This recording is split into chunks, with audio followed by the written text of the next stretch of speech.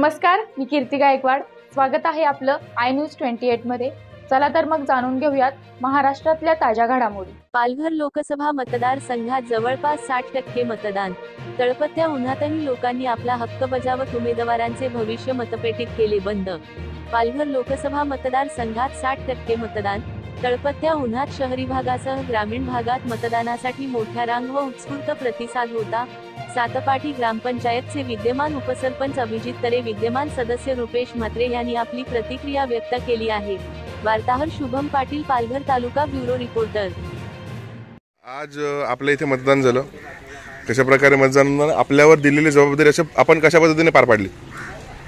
सातपाडी गावात आज खूप उत्तमरित्या मतदान झालं। जवळपास 70% आसपास मतदान झाल्याचं समजतं।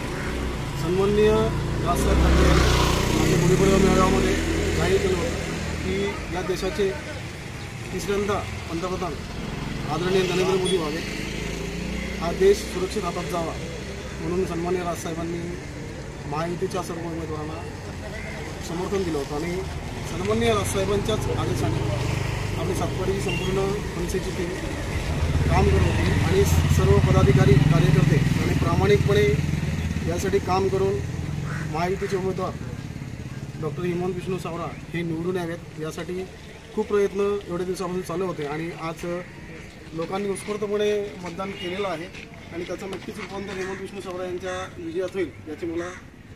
आज आपल्या गावात किती टक्के मतदान झालेलं आहे? आज आमच्या अपेक्षेप्रमाणे 70%च्या आसपास सातपाडी गावातून मतदान झालेलं आहे आणि जी अपेक्षा आम्ही ठेवली होती की मतदान केवढं व्हायला पाहिजे त्याच अपेक्षेने हा मतदान झालेला दिसतो। तुम्हाला काय वाटतं जनतेचा कौल कोणाच्या बाजूने लागेल?